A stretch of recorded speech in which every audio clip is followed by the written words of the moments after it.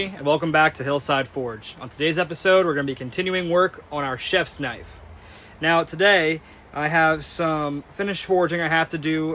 The client would like some hammered texture along the blade. They'd also like it to have a brute to forge appearance, which is traditional in some Japanese knives. So what we're going to do is get the forge hot, and we are going to add in some of that texturing, do some normalizing, and then hopefully get this thing heat treated today. And that'll be all we have to do for the day. So, instead of sitting here talking about the weather, let's get to work, man. Okay, I'm gonna go work now. Bye.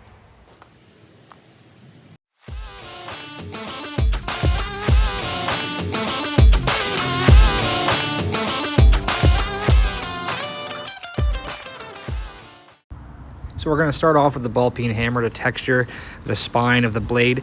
We're going to hit both sides of this pretty evenly to give that hammered texture that the client would like. And then after we do this, because of the ball peen hammer causing the steel to flex one way or the other, we go to the flattening anvil and we just make sure everything's straight and true. With steel this thin, it will always warp a little bit in the forging process. So before we start normalizing, I want it to be as straight as possible.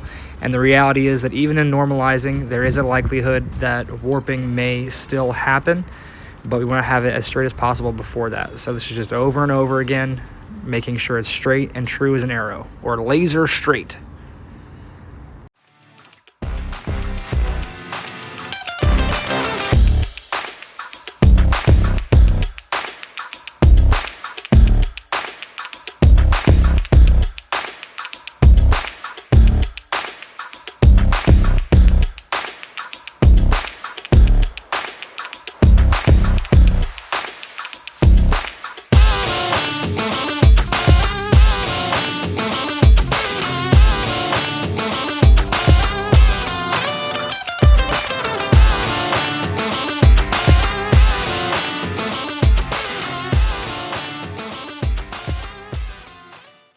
So here I've just grabbed a piece of 1080 steel that is similar to the knife steel I'm working with for the chef knife.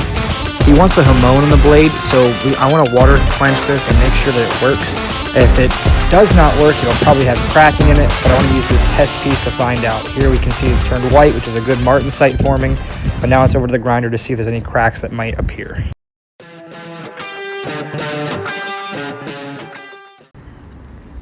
After the normalizing, it began to warp a little bit, so I'm going to straighten out that warp real quick before we continue on the process.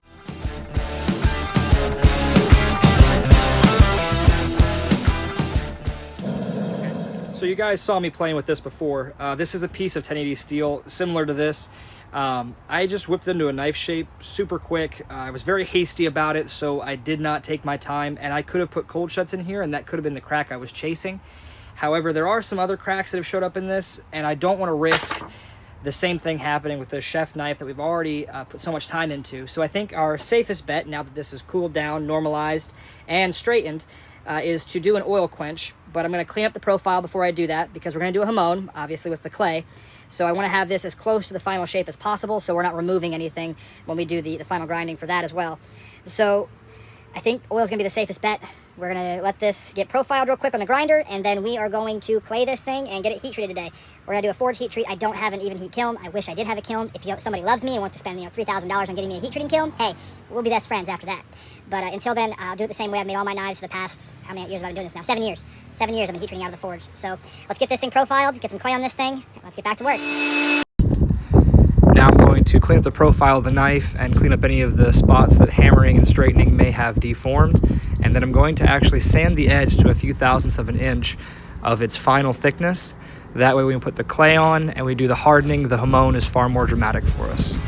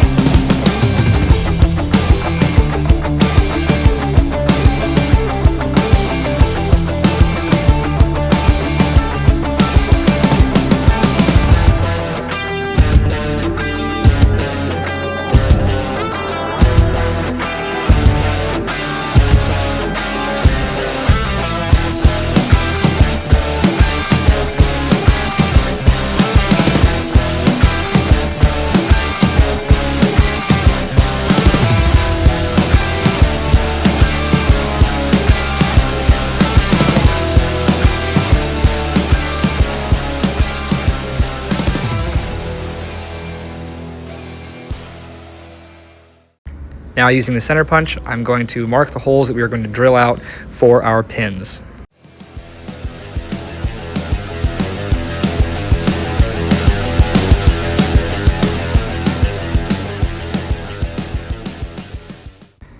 Now it's over to the wire wheel to clean up all the excess forge scale and have a nice clean piece of material to work with before we apply the clay.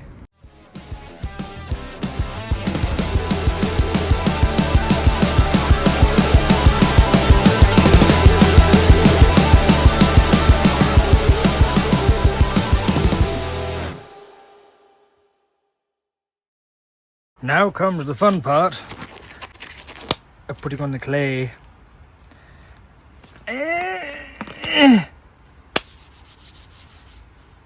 You are about to be covered.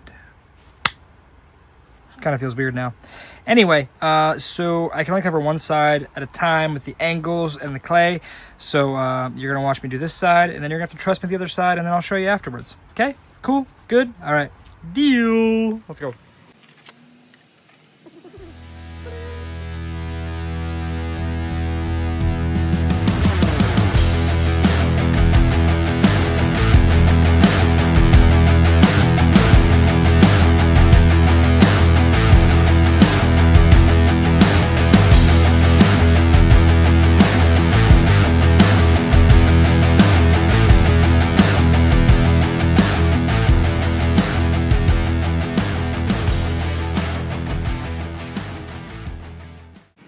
Okay, so here's the other side all clayed up. Now let's spin you back around. Here's this side all clayed up. Now the fun part is we gotta sit, wait till it dries. Then we gotta heat the forge up, heat the oil up, and then we get to quench this thing and it'll be done.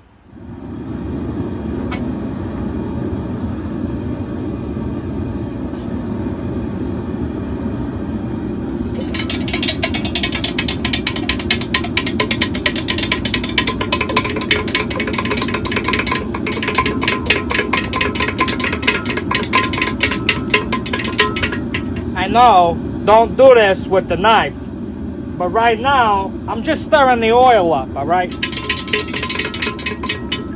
The hotter oil is, the more viscosity it has, the faster it pulls the temperature out of the steel. So doing cold oil means your knife's gonna cool slower. The hotter the oil, the faster it cools down. I know that sounds weird. But you're talking about taking something from 1500 degrees down to like 800. That's kind of where that transition happens between martensite to austenite, ferrocite. You know, I'm the one talking the accent, but you get the point. Where's the money, Lebowski? Where's the money? I don't think he knows. Alright. That's good and hot now. Throw that on the ground where we're sure to walk on it.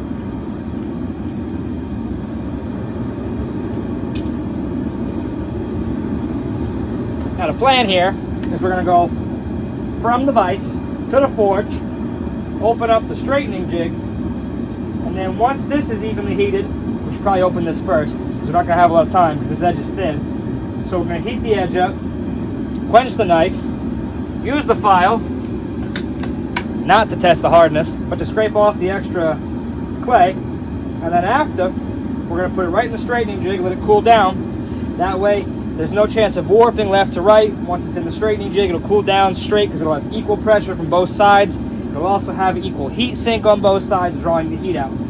So I highly recommend a straightening jig, and all it is two big pieces of angle iron. But without further ado, let's get it done. I'm going to put the file right there so it's there where we need it.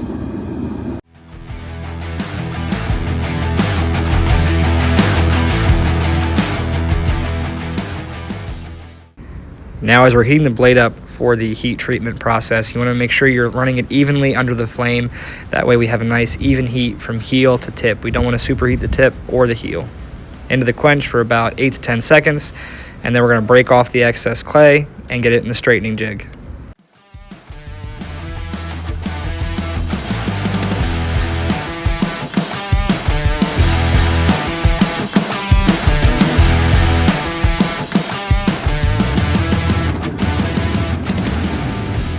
Guys, that's it for today's episode. So that's going to be in the vise cooling down to a nice room temperature. Then after that, I'm going to temper it. Tempering will happen off screen.